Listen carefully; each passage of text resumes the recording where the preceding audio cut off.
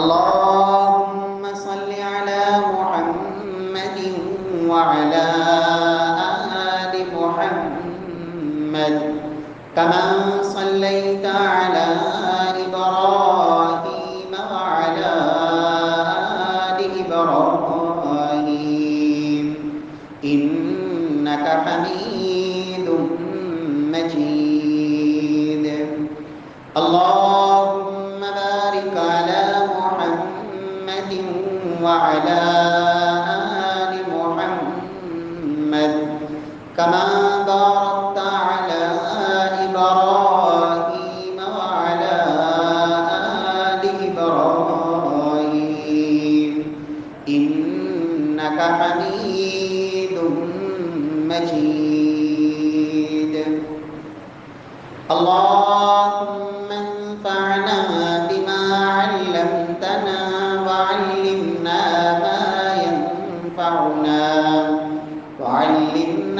ما ينفعنا وزدنا علما. رب اشرح لي صدري ويسر لي أمري واحلل عقدة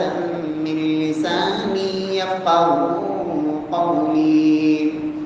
أعوذ بالله السميع العليم من الشيطان الرجيم من همزه ونفخه ونفسه. بسم الله الرحمن الرحيم. وإذ يرفع إبراهيم القواعد من البيت وإسماعيل ربنا تقبل منا إنك أنت السميع العليم. ربنا واجعلنا مسلمين لك ومن ذريتنا أمة مسلمة لك وأرنا مناسكنا وتب علينا إنك أنت التواب الرحيم.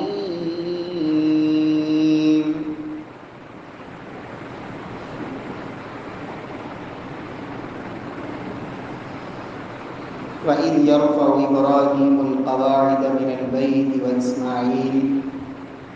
اور جب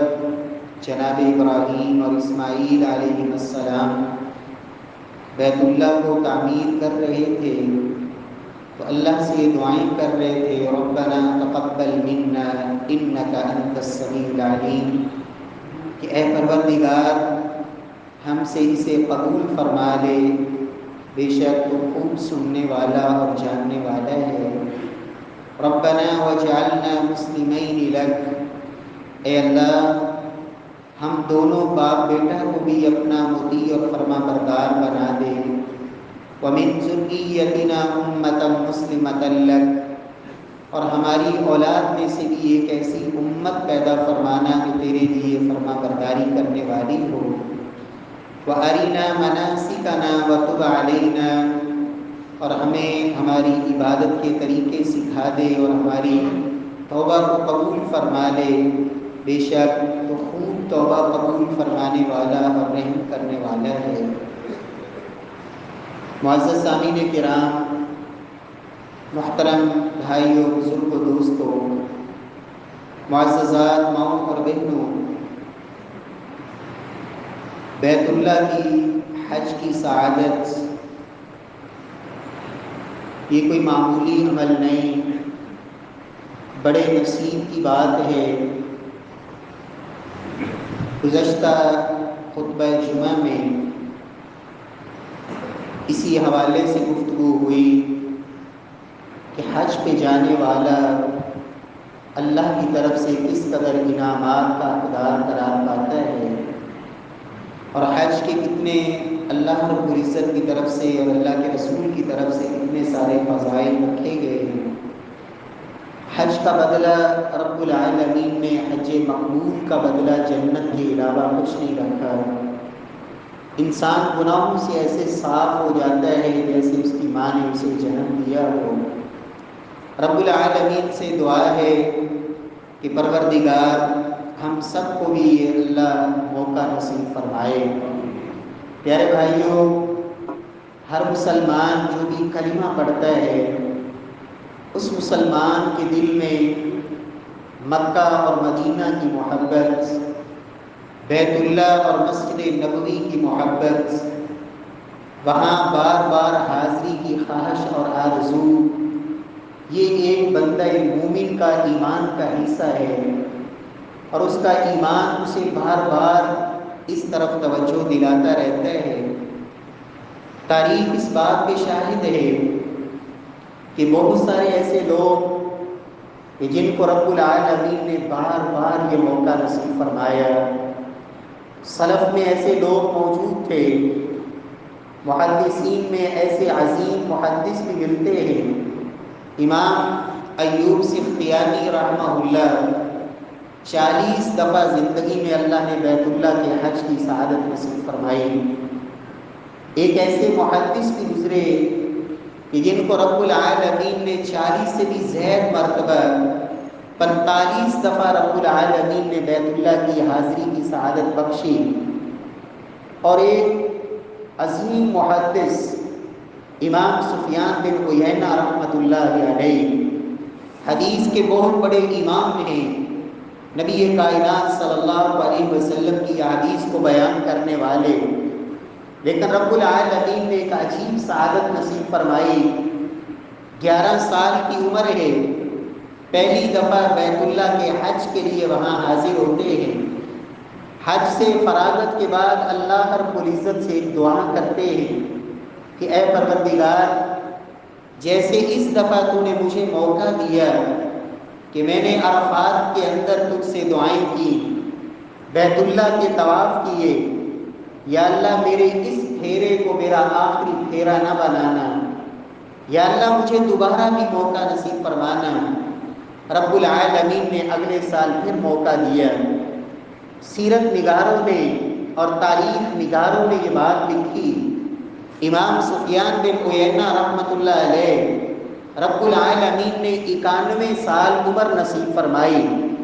11 سال کی عمر میں پہلا حج کرنے والے، 80 سال زندگی میں دوبارہ یہ حج کا سیزن آیا اور یہ موقع آیا، یہ ایام آئے، اور 80 مرتبہ ہی بیت اللہ کے اندر حاضر ہوئے اور 80 مرتبہ حج بیت اللہ کی سعادت حاصل کی۔ میرے پیارے بھائیوں، یہ بڑے نصیب کی بات ہے، اور اس سے آپ ایک ایمان کے، ایک مومن کے ایمان کی تڑپ اور اس کے اندر جو بیت اللہ کے اندر حاضری کا ایک سچا شوق ہوتا ہے، اس کا آپ اندازہ لگا سکتے ہیں۔ رب العالمین سے دعائیں کرنا اور رب العالمین سے یہ آرزویں کرنا اور یہ التجائیں کرنا، میرا خالق اس بات پہ قادر ہے کہ وہ خود ہی وسائل پیدا فرما دے، انتظامات فرما دے۔ حضرت حافظ یحییٰ عزیز میر محمدی رحمہ اللہ، رب العالمین ان کی مغفرت فرمائے، ان کی قبر کو اللہ جنت کا باغ بنائے۔ حافظ صاحب رحمۃ اللہ علیہ اللہ کے انتہائی نیک بندے تھے، لوگ ان کے پاس آتے، آ کے دعائیں کرواتے۔ کسی بھی نیک اللہ کے بندے کے پاس جا کے، نیک زندہ انسان کے پاس جا کے اس سے دعا کروانا، یہ نہ صرف شرعاً جائز ہے بلکہ یہ وسیلے کی ان اقسام میں سے ایک قسم ہے جو صحابہ کرام نے اختیار کی۔ اللہ کے رسول صلی اللہ علیہ وسلم کی زندگی میں صحابہ کرام اللہ کے رسول کے پاس آتے، آپ سے آ کے دعائیں کرواتے۔ آپ صلی اللہ علیہ وسلم کے بعد بھی صحابہ کرام یہ کیا کرتے تھے، جو سمجھتے کہ یہ انسان نیک انسان ہے،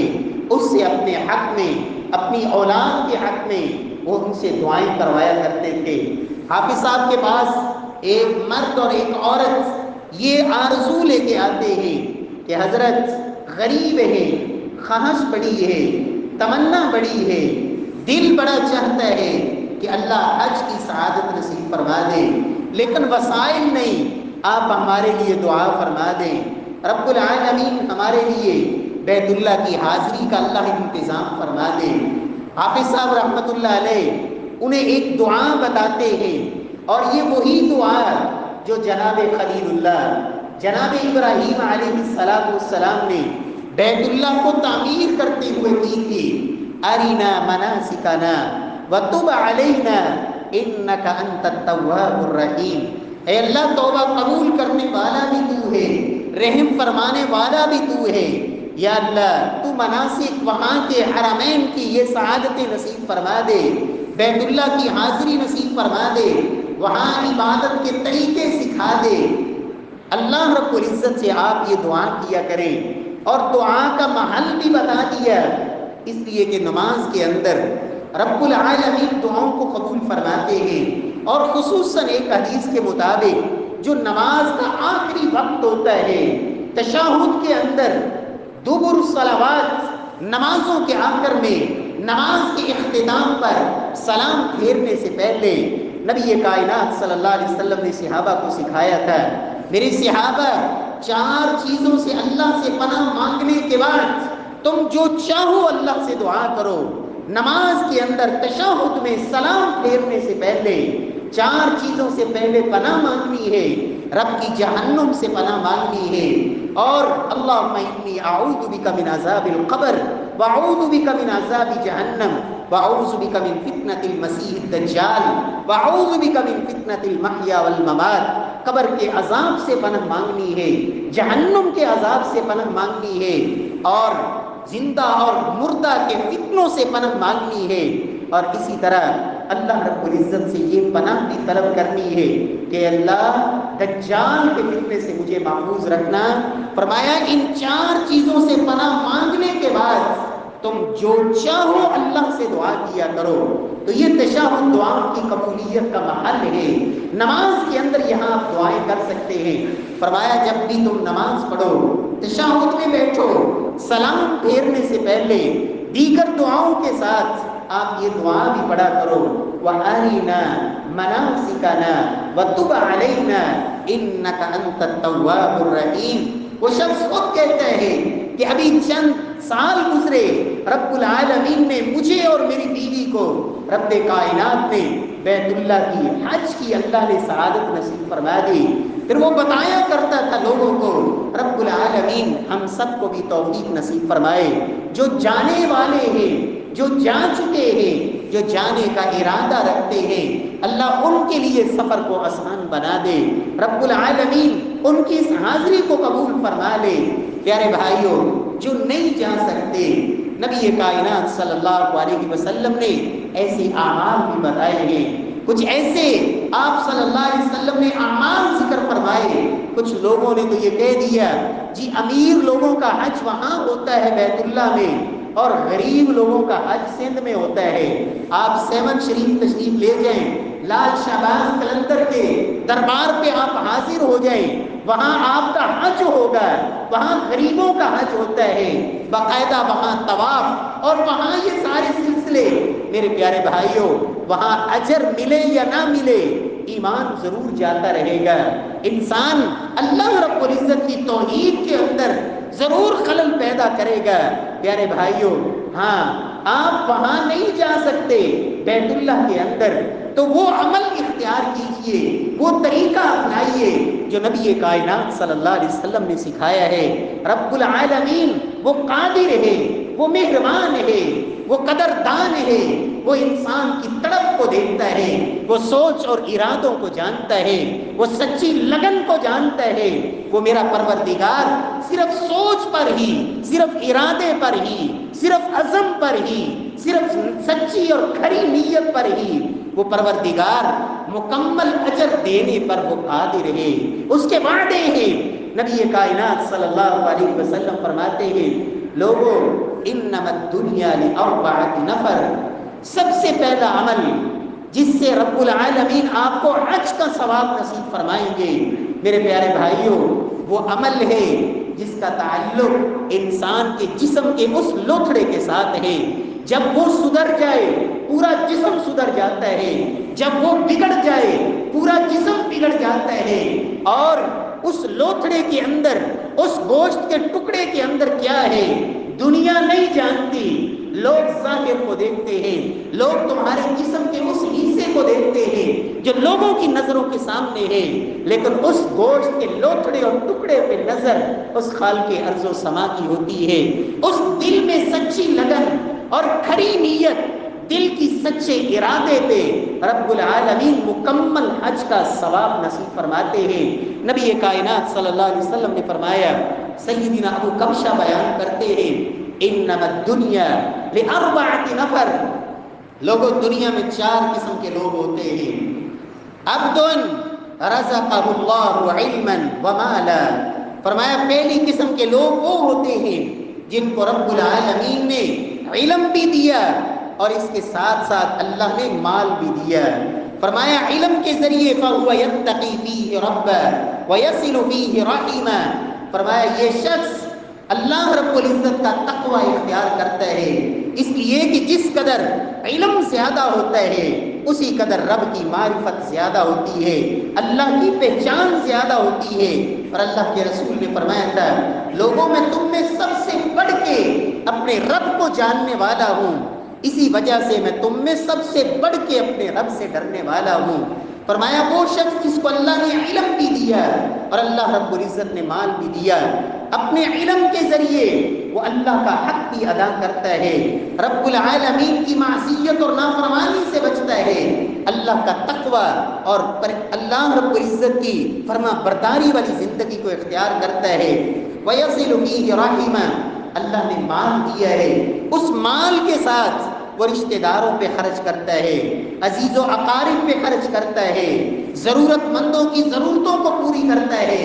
فرمایا دنیا کے اندر یہ جو قسم کے لوگ ہیں، فَهَذَا بِأَفْضَلِ الْمَنَازِلِ، یہ لوگوں میں سب سے افضل درجے پر یہ لوگ ہیں۔ فرمایا دوسرے نمبر پر وہ شخص عبد رزقہ اللہ علما ولم يرزقه مالا، فرمایا دوسری قسم کے وہ لوگ ہوتے ہیں جن کو اللہ نے علم دیا، قرآن و سنت کی بصیرت اور فہم نصیب فرمایا، وَلَمْ يَرْزُقْهُ مَالًا، لیکن اللہ نے ان کو مال اس انداز میں نہیں دیا جیسے پہلی قسم والوں لوگوں کو دیا۔ فرمایا یہ شخص مال خرچ نہیں کر پاتا، لیکن اپنے علم کی وجہ سے اللہ رب العزت کی دین کی سمجھ بوجھ کی بنیاد پہ یہ اللہ سے ڈرتا ہے، تقوی اختیار کرتا ہے، گناہوں سے بچتا ہے، اور صاحب ثروت اور مالداروں کو دیکھ کر، پہلی قسم کے لوگوں کو دیکھ کر یہ دل میں سچی تڑپ رکھتا ہے، سچا ارادہ رکھتا ہے، اے اللہ اگر تو مجھے بھی مال دے جس طرح ان کو دیا ہے، میں بھی ویسے ہی تیری راہ میں خرچ کروں جیسے یا اللہ یہ خرچ کر رہا ہے۔ اسے دیکھ کر اس میں رش کرتا ہے جو دن رات اللہ کی راہ میں خرچ کرنے والا۔ فرمایا یہ دوسری قسم کے لوگ خرچ نہیں بھی کر پاتے، مال نہیں بھی دے پاتے، لیکن نیت سچی ہے، نیت کھری ہے، ارادہ کھرا ہے۔ رب العالمین ان کی سچی نیت کی وجہ سے پہلی قسم والوں نے جو عمل کیا، رب العالمین ان کو ان کے برابر رب العالمین اجر و ثواب سے نوازتے ہیں۔ رب العالمین ہم سب کو سچی نیت کی اللہ توفیق نصیب فرمائے، کھرے ارادوں کی اللہ توفیق نصیب فرمائے۔ پیارے بھائیوں، نبی کائنات صلی اللہ علیہ وسلم نے کتنے ایسے اعمال تک ذکر فرمائے۔ فرمایا ایک شخص سچی نیت سے اللہ سے شہادت کی تمنا کرتا ہے، صدقے دل سے رب العالمین سے شہادت کا سوال کرتا ہے، بلغہ اللہ منازل الشہداء وإن مات علی فراشی، فرمایا وہ شہادت کا رتبہ نہ بھی پا سکے، دنیا کے اندر شہادت نہ بھی حاصل کر سکے، کل قیامت کا دن ہوگا، اس کی کھری نیت اور سچے ارادے کی وجہ سے رب العالمین اسے وہی رتبہ نصیب فرمائیں گے جو شہداء کو رب العالمین قیامت والے دن نصیب فرمائیں گے۔ فرمایا ایک شخص رات کو بستر پہ آتا ہے، سونے کا ارادہ کرتا ہے، نیت یہ کر لیتا ہے کہ اٹھ کر تہجد بھی پڑھوں گا، رب کے سامنے رکوع سجود قیام مناجات اپنے رب سے باتیں کروں گا۔ فرمایا سویا رہ گیا، ساری رات نیند میں گزر گئی، لیکن نیت سچی تھی، نیت کا کھرا تھا۔ فرمایا اس سچی نیت کی وجہ سے رب العالمین اس کو تہجد کا ثواب بھی نصیب فرماتے ہیں اور اس کی نیند کو بھی اس کے لیے اللہ صدقہ بنا دیتے ہیں۔ رسول اللہ صلی اللہ علیہ وسلم کی زندگی مبارک سے اور آپ کے فرامین سے ایسی کئی ایک مثالیں ملتی ہیں۔ اللہ رب العزت سے دعا ہے کہ رب العالمین جب کوئی حاجی جا رہا ہو، اب الوداع کرے، ساتھ اپنے دل میں اس کو دعائیں بھی دے اور اس سے دعا کی گزارش بھی کرے۔ ہمارے لیے بھی دعا کرنا، اور یہ اللہ کے نبی کی سنت ہے، اللہ کے پیغمبر کا یہ طریقہ ہے کہ خاص طور پر اس سفر پہ جانے والوں سے اپنے لیے دعا کی، اپنے لیے سفارش کی، اللہ رب العزت کی بارگاہ میں، اور خصوصاً میدان عرفات میں، کہ جب رب العالمین کی طرف سے اعلان ہوتا ہے، اے میرے اس وقت میدان میں حاضر ہونے والوں، عرفات کے میدان کی حاضری دینے والوں، جو بھی تم نے اللہ سے سوال کیا میں نے وہ تمہیں عطا کر دیا، اور تم سب کو بھی معاف فرما دیا۔ وَلِمَنْ شَفَعْتُمْ، جن جن کے حق میں تم نے سفارش کی میں نے ان سب کو بھی معاف فرما دیا۔ رب العالمین نصیب فرمائے۔ پیارے بھائیوں، سب سے پہلا عمل جس وجہ سے رب العالمین یہ اجر نصیب فرما دیتے ہیں وہ ہے سچی نیت اور کھرا ارادہ، اور دل کے اندر جو شوق ہے اس کے اندر کمی نہ آنے دے، اس شوق میں مزید اضافہ کریں، اللہ سے دعاؤں کے ساتھ رب العالمین یہ حاضری نصیب فرمانے پہ اللہ قادر ہے۔ دوسرا عمل جس پہ رب العالمین حج کا ثواب نصیب فرماتے ہیں، نبی کائنات صلی اللہ علیہ وسلم فرماتے ہیں، انس بن مالک رضی اللہ تعالی عنہ راوی ہیں، میرے پیارے بھائیوں، ہر نماز یہ ایک عجیب مقام رکھتی ہے، ہر نماز اور ہر اللہ کے سامنے سجدہ ہے، لیکن فجر کی نماز اس کو اللہ نے جو کمالات نصیب فرمائے ہیں اور اس وجہ سے جو سعادتیں ملتی ہیں، میرے پیارے بھائیوں ان کا شمار ممکن نہیں۔ اور فجر کی نمازوں میں سے افضل ترین نماز نبی کائنات صلی اللہ علیہ وسلم فرماتے ہیں، فجر کی نمازوں میں سب سے افضل نماز وہ ہے جو جمعے والے دن فجر کی نماز ہے با جماعت، فرمایا یہ سب سے افضل ہے۔ رب العالمین نصیب فرمائے، رب العالمین توفیق نصیب فرمائے۔ پیارے بھائی، آپ نے فجر کی نماز کے لیے اللہ کے گھر میں حاضری دی، با جماعت نماز ادا کر لی۔ انس بن مالک رضی اللہ تعالی عنہ کہتے ہیں، من صلی الفجر فی جماعہ ثم قعد یذکر اللہ حتی تطلع الشمس، فرمایا فجر کی نماز با جماعت پڑھی اور بیٹھ کے اللہ کا ذکر کرتا رہا، کب تک؟ حتی تطلع الشمس، فرمایا حتیٰ کہ سورج نکل آیا۔ ثم صلی رکعتین، سورج نکلنے کے بعد 2 رکعت نماز ادا کر لی۔ نبی کائنات صلی اللہ علیہ وسلم فرماتے ہیں، کانت لہ اجر حجۃ وعمرہ تامہ تامہ تامہ، محبوب کبریا فرماتے ہیں اللہ رب العزت کی طرف سے اس کے لیے اجر لکھا جاتا ہے، کتبت لہ اجر حجۃ وعمرہ، فرمایا مکمل مکمل مکمل اللہ حج اور عمرے کا اللہ اسے ثواب نصیب فرما دیتے ہیں۔ جامع ترمذی کی صحیح حدیث، میرے پیارے بھائی، اگر روزانہ توفیق نہیں ملتی، کوئی ہفتے میں ایک دن جب اللہ نے تمہیں موقع دیا ہے، چھٹی کا دن ہے، کوئی 1 گھنٹہ قربانی دے، اللہ کے گھر میں بیٹھ جا، ذکر کے اندر مسنون ذکر جو اللہ کے نبی صلی اللہ علیہ وسلم نے سکھائے، مسنون انداز میں انفرادی طور پر آپ اللہ کا ذکر کریں، سبحان اللہ، الحمدللہ، اللہ اکبر، لا الہ الا اللہ، سبحان اللہ وبحمدہ، یہ اللہ کا قرآن، یہ بھی بہترین ذکر ہے۔ قرآن مجید کی تلاوت میں وقت لگائیں، کچھ وقت گزارنے کے بعد سورج نکل آئے گا، سورج نکلنے کے بعد 2 رکعت نماز ادا کر لیں، اور یہ 2 رکعتیں وہ ہیں محبوب کبریا اپنے صحابہ کو، اور خصوصاً ان صحابہ کو جن کو اللہ نے مال نہیں دیا تھا، غریب صحابہ، فقیر صحابہ، جو عام طور پر مدینہ طیبہ میں جو تاجر قسم کے صحابہ تھے وہ نہیں، جو اللہ کے نبی کی خدمت میں رہنے والے اصحاب صفہ، اللہ اکبر، سیدنا ابو ہریرہ رضی اللہ تعالی عنہ، ابو ذر رضی اللہ تعالی عنہ، ابو درداء رضی اللہ تعالی عنہ، ان صحابہ کو اللہ کے نبی نے خاص وصیت فرمائی تھی ابو ہریرہ کہتے ہیں رضی اللہ عنہ، لوگوں مجھے میرے خلیل نے یہ وصیت فرمائی تھی کہ ابو ہریرہ 3 کام کبھی نہ چھوڑنا، ابو ہریرہ 3 کام کبھی نہ چھوڑنا۔ فرمایا پہلا عمل، اللہ کے نبی صلی اللہ علیہ وسلم نے مجھے یہ فرمایا کہ ابو ہریرہ ہر مہینے میں 3 روزے رکھا کرو، ہر مہینے میں 3 روزے، ایک روزے کا کم از کم بدلہ رب نے 10 گنا رکھا ہے۔ فرمایا اگر مہینے میں 3 روزے رکھو گے اور ہر مہینے یہ معمول رہا، اللہ تمہیں ساری زندگی روزے رکھنے کا اللہ اجر و ثواب نصیب فرمائے۔ اور دوسرا عمل، فرمایا مجھے اللہ کے نبی نے یہ وصیت فرمائی تھی کہ ابو ہریرہ سورج نکلنے کے بعد اشراق کی 2 رکعتیں تم نے کبھی نہیں چھوڑنی، اشراق کی 2 رکعتیں کبھی نہیں چھوڑنی، اس لیے کہ ان کا اجر کتنا ہے۔ اللہ کے رسول نے فرمایا تھا میرے صحابہ، تم میں سے ہر شخص پر روزانہ اپنے جسم کے ہر جوڑ کی طرف سے صدقہ کرنا ہے، ہر شخص اپنے ہر جوڑ کا روزانہ صدقہ کرے۔ صحابہ نے کہا یا رسول اللہ ہم میں اتنا مالدار کون ہے جو روزانہ ہر جوڑ کی طرف سے 1 درہم صدقہ کرے؟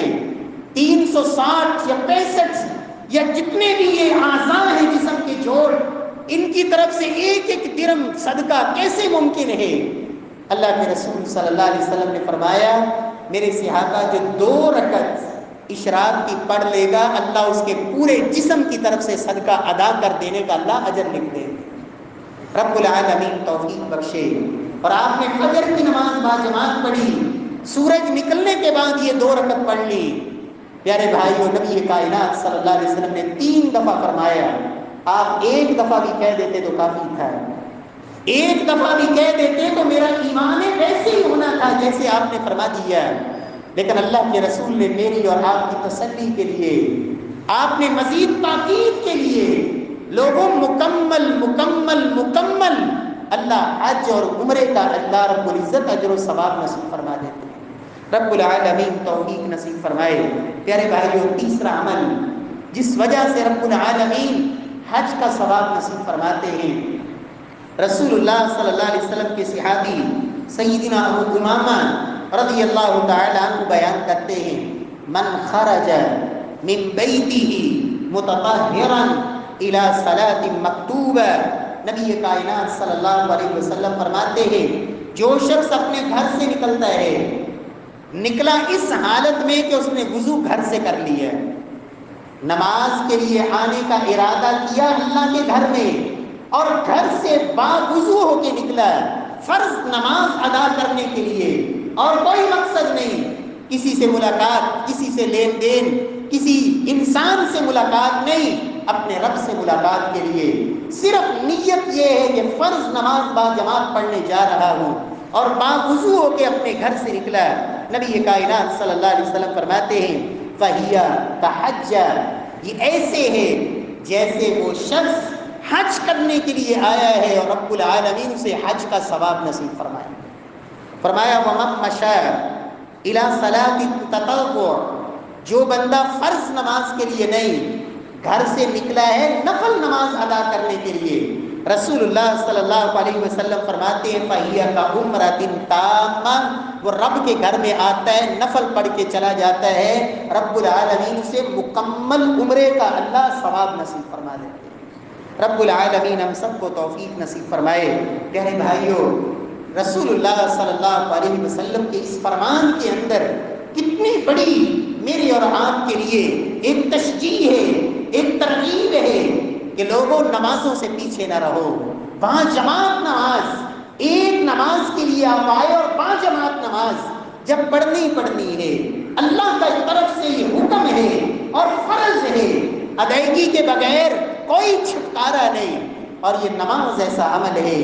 میرے پیارے بھائی، یہ ہر ایک پر فرض ہے، کوئی تفریق نہیں امیر غریب کی، ہر ایک پر رب نے لازم کر دیا۔ اور کب تک؟ جب تک عقل چل رہی ہے، دماغ کام کر رہا ہے،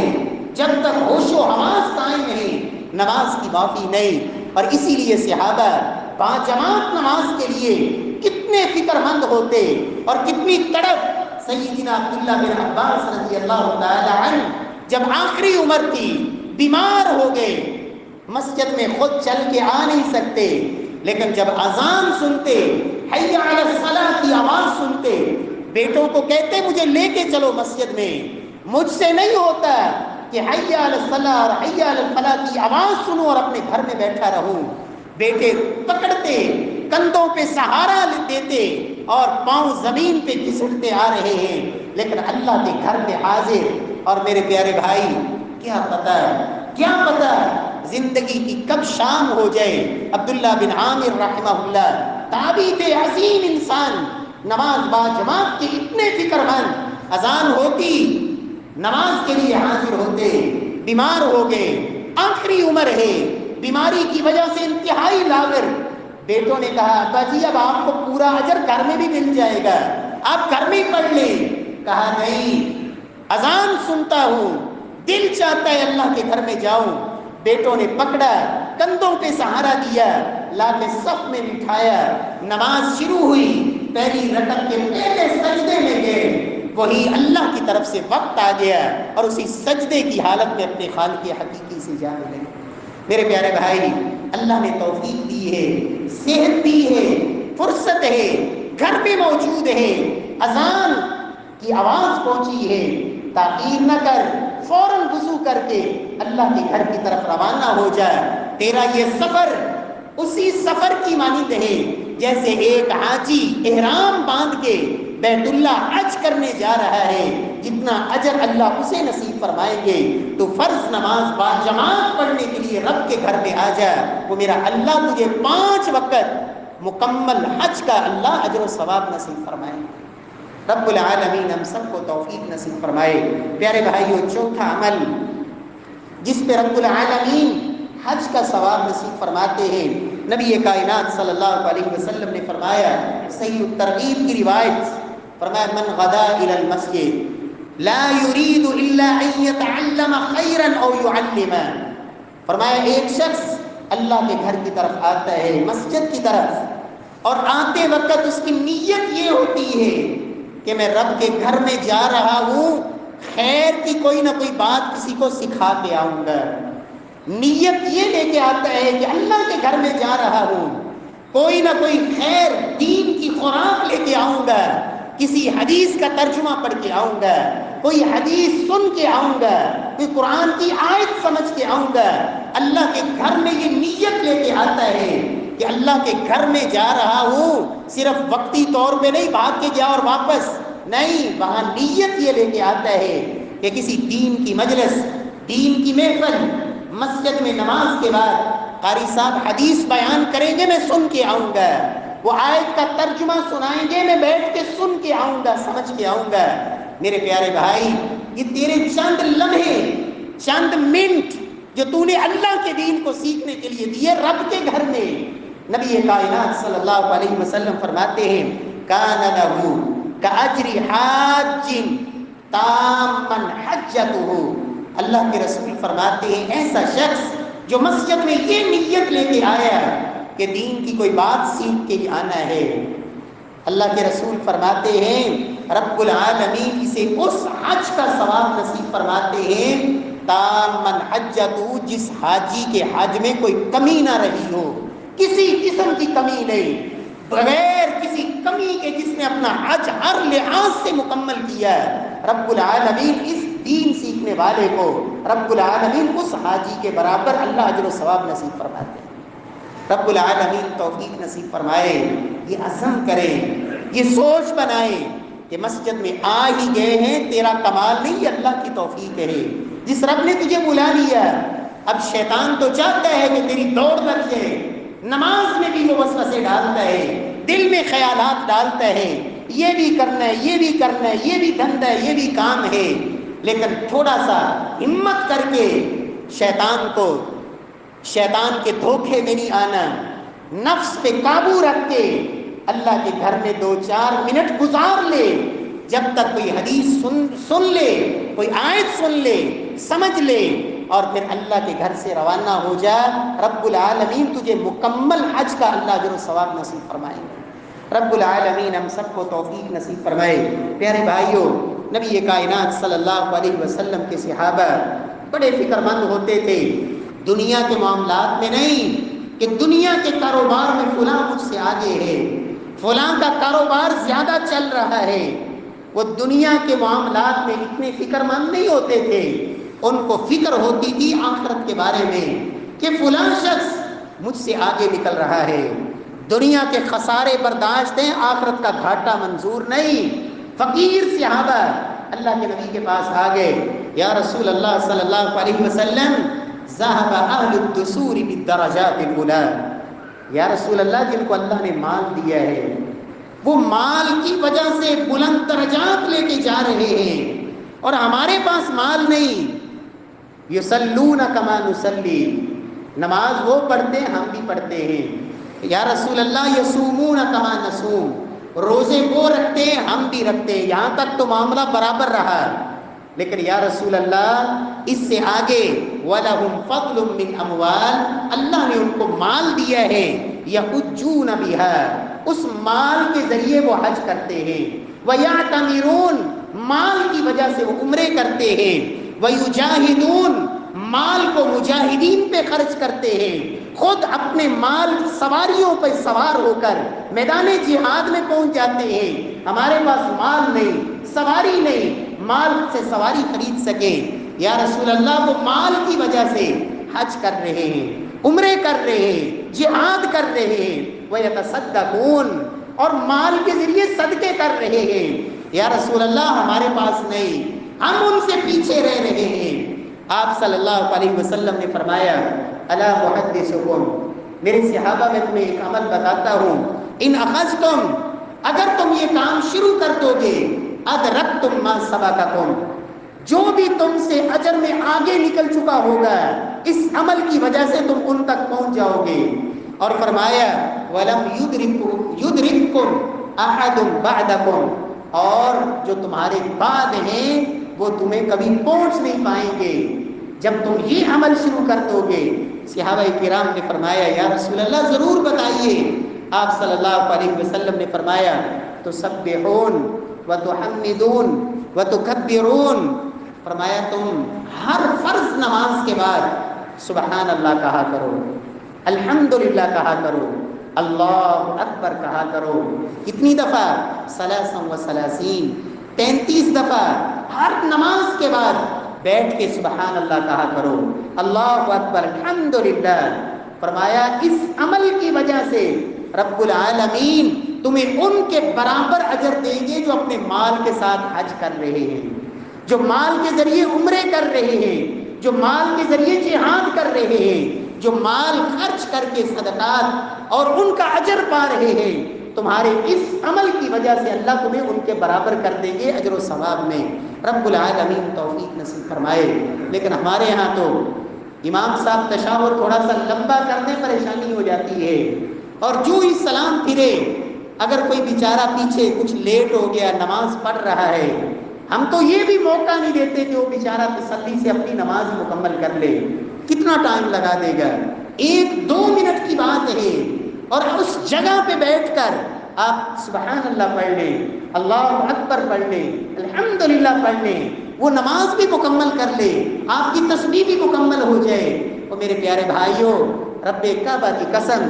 یہ خساروں کا اندازہ دنیا میں نہیں ہوگا، اس خسارے کا اندازہ آخرت میں ہوگا۔ دنیا کے اندر مال کے خسارے کا پتہ چلتا ہے، لیکن اس خسارے اور گھاٹے کا پتہ اگلے جہاں میں چلے گا۔ اللہ ہمیں توفیق دے، رب العالمین ہمیں یہ اعمال اختیار کرنے کی توفیق بخشے۔ اسی طرح اللہ کے رسول صلی اللہ علیہ وسلم نے جو دیگر اعمال ذکر کیے ہیں ان میں سے آپ صلی اللہ علیہ وسلم نے فرمایا خصوصاً ان لوگوں کے لیے جو مدینہ میں رہنے والے تھے اور وہ مکہ نہیں جا سکتے، فرمایا مدینہ کے اندر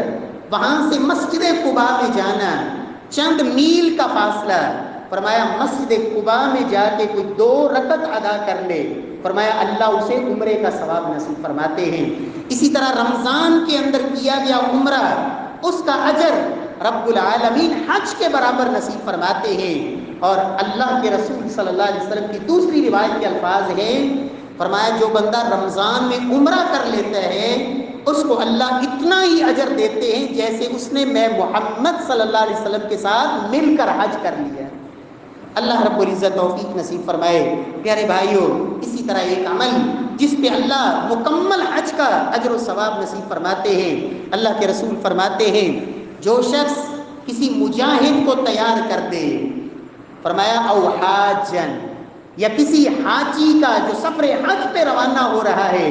اس کے لیے آپ سفر کی تیاری کا سامان مہیا کر دیں، یا اس کے پیچھے جو اس کے گھر والے ہیں ان کی خبر گیری اور ان کی دیکھ بھال، اور اگر ان کی کوئی ضرورت ہے اس ضرورت کو پورا کر دیں، فرمایا جتنا اجر اس حاجی کو اللہ عطا فرمائیں گے جو حج پہ گیا ہوا ہے، اس حاجی کے لیے سامان تیار کرنے والا اور اس کے پیچھے اہل خانہ کی ضرورتوں کو پورا کرنے والا، فرمایا رب العالمین اسے بھی مکمل حج کا ثواب نصیب فرماتے ہیں۔ اور آخری عمل اللہ کے رسول صلی اللہ علیہ وسلم نے فرمایا اپنے والدین کے ساتھ حسن سلوک کرنے والا۔ ایک صحابی نے آ کے کہا تھا یا رسول اللہ صلی اللہ علیہ وسلم انی اشتہی الجہاد ولا اقدر علیہ، یا رسول اللہ صلی اللہ علیہ وسلم میں جہاد کی تمنا رکھتا ہوں لیکن طاقت نہیں، یا رسول اللہ صلی اللہ علیہ وسلم جہاد کرنا چاہتا ہوں لیکن قوت نہیں۔ آپ صلی اللہ علیہ وسلم نے فرمایا مجھے بتاؤ کیا تمہارے ماں باپ دونوں زندہ ہیں یا دونوں میں سے کوئی ایک زندہ ہے؟ کہا ہاں یا رسول اللہ صلی اللہ علیہ وسلم میری والدہ زندہ ہے۔ آپ نے فرمایا فَأَبْلِ اللَّهَ فِي بِرِّهَا، پھر اپنے رب کو راضی کر ماں کی خدمت اور فرما برداری کے ذریعے، ماں کے ساتھ اچھا سلوک کر، صلہ رحمی کر، اپنے رب کا عبادت گزار بن جا ماں کی خدمت کے ذریعے۔ فرمایا رب العالمین تجھے کیا دیں گے؟ فَأَنْتَ حَاجٌ وَمُعْتَمِرٌ وَمُجَاہِدٌ، اللہ تجھے حاجی کا بھی اجر دیں گے، عمرہ کرنے والے کا بھی اجر دیں گے، اور مجاہد کا بھی رب العالمین اجر و ثواب نصیب فرمائیں گے۔ رب العالمین سے دعا ہے کہ خالق ارض و سما ہمیں اپنے گھر کی اللہ زیارت نصیب فرمائے، بیت اللہ کی حاضری نصیب فرمائے، اور بار بار اللہ یہ حاضری کی اللہ سعادت نصیب فرمائے، اور اگر نئی طاقت نہیں جا سکتے یا نہیں جا پائے کم از کم یہ اعمال ضرور اختیار کریں تاکہ رب العالمین سے اس اجر کے حقدار قرار پائیں۔ اللہ توفیق بخشے۔ واقول قولی ھذا وآخر دعوانا الحمدللہ۔